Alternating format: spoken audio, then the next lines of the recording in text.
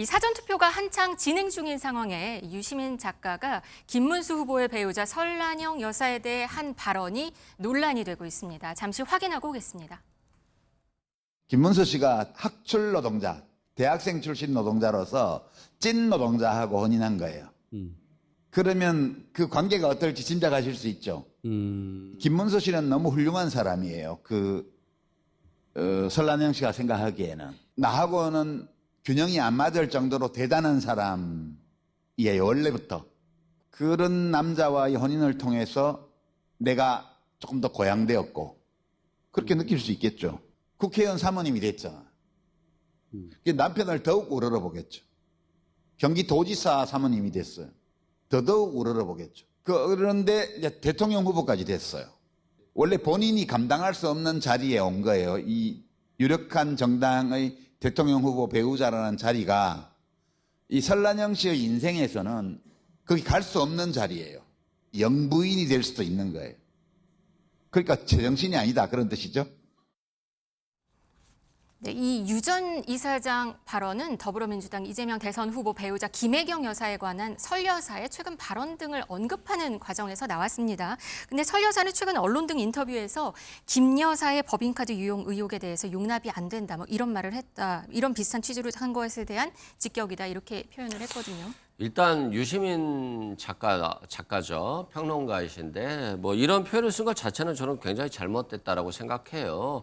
어떤 사람에 대한 검증을 위한 비판을 할 수 있습니다만 남편이 잘 나가니까 아내도 잘 나간다라고 착각하는 거 아니야. 이런 취지잖아요. 그래서 이 부분은 굉장히 잘못됐다. 다만 지금 이분은 유시민 전 노무현재단 이사장은 지금 평론가고 작가이기 때문에 민주당 당적을 가지고 있지 않습니다. 그래서 이걸 민주당과 연결시킬 필요는 없을 것 같고요.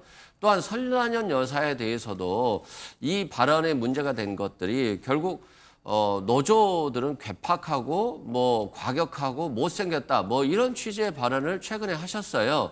근데 노조원이라든가 노조위원장이 아니더라도 이런 발언을 하면 안 된다라고 생각하는데 대통령 후보의 배우자이고 과거 부부가 다 노조위원장 출신이잖아요. 그럼에도 불구하고 노조를 이렇게 과격하고 못생겼다. 근데 자신은 예쁘다라고 발언을 했고 이 부분이 좀 상식적으로 이해가 안 됐는데 이러한 부분까지도 포함해서 유시민 작가가 비판을 한 것이 아닌가 싶습니다.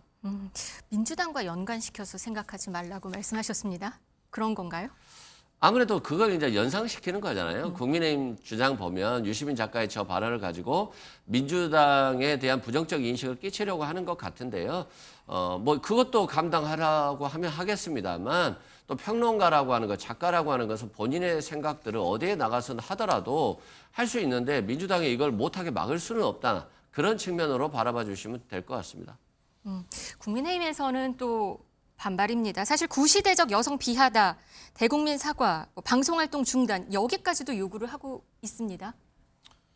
설란영 여사가 요새 미디어에 많이 노출되면서 되게 재밌으시고 또 인품도 좋으신 분이네 이런 말씀을 하시는 분이 굉장히 많거든요. 그리고 김문수 후보는 그 예능 프로그램에 나와서 마지막 키스가 언제냐라고 하니까 매일매일 뽀뽀한다. 굉장히 아름다운 그 부부의 가정의 모습. 근데 지금 저 유시민 작가의 말은 감당할 수 없는 사람이다. 내가 우러러보는 사람이다. 저는 우리나라 제가 오랫동안 경험해본 좌파의 공통적인 그 문제점, 제일 큰 문제점이 두 가지 있다고 생각하는데요. 물론 예외는 있습니다. 저기 계신 이승훈 부위원장님 같은 분은 예외인데, 자, 첫째. 80년대 또는 70년대 그 운동권의 세계관 있잖아요. 여전히 그 세계관 속에서 살아가요. 그러니까 최악의 꼰대인 거예요. 근데 그 세계관으로 국가를 경영합니다. 문재인 정부 때 소주성 탈원전, 부동산 집값 때려잡기 이런 게 다 그런 정책에서 나온 것이에요.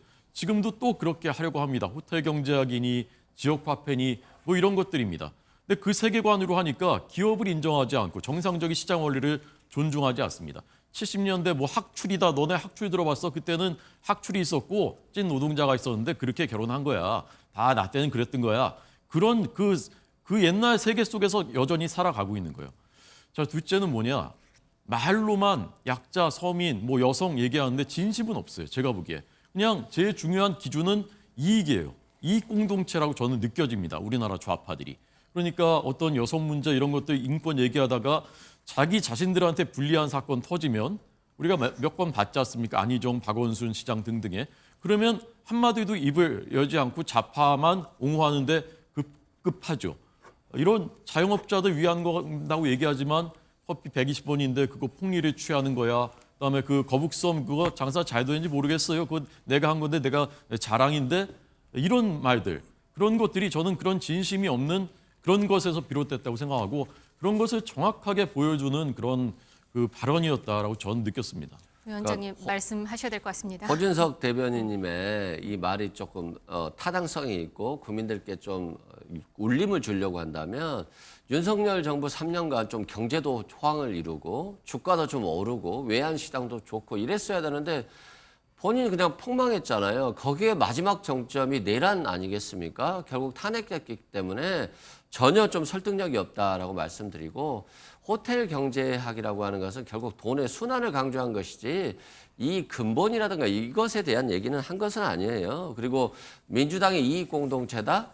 만약에 국민의힘이 이익 공동체가 아니었다라고 한다면 사적 이익을 추구하지 않았다라고 한다면 윤석열 전 대통령과 김건희 여사에 대해서 정말 많은 쓴소리를 했을 거예요. 그리고 출당시켰을 겁니다.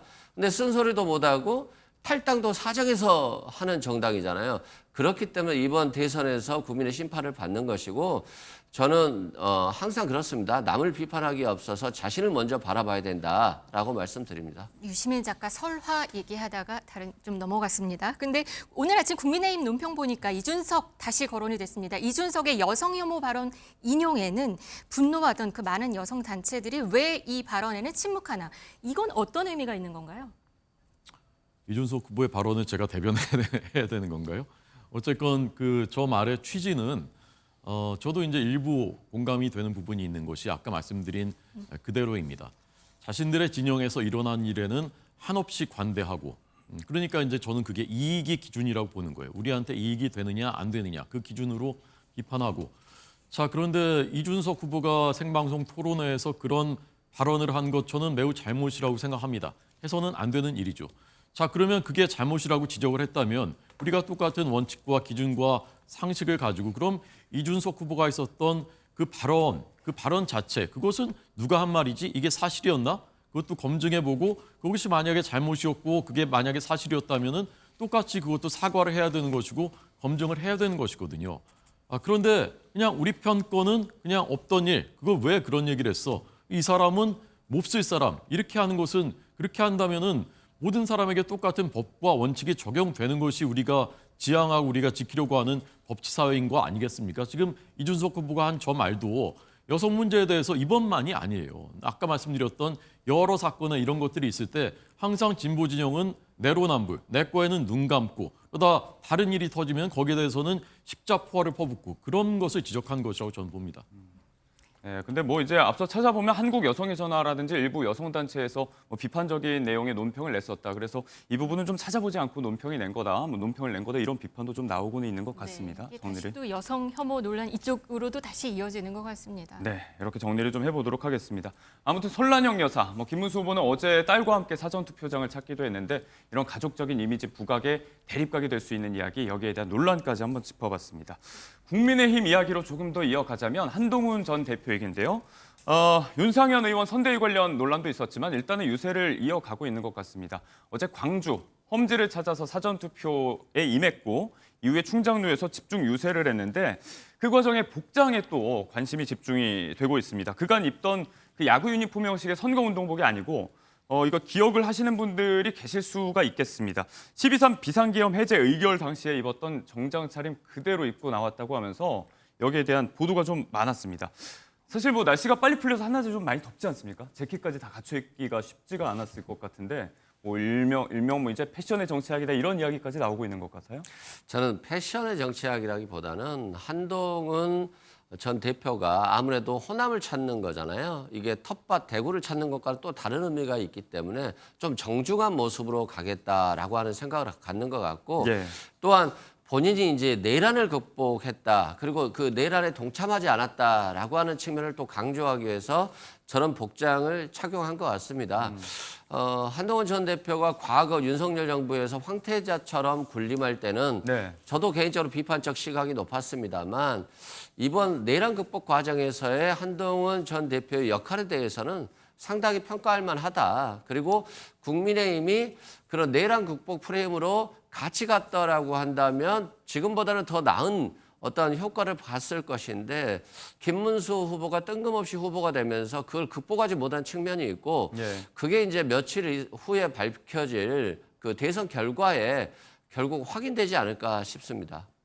국민의힘에서는 연일 반 이재명을 외치면서 대립각을 내세우고 있는데 포커스를 여전히 비상계엄 또 이걸 완전히 떨쳐내지 못하고 있는 일각에 대해서 또 포커스를 두고 있는 게 아닌가 해석이 나오는 옷차림의 얘기였습니다.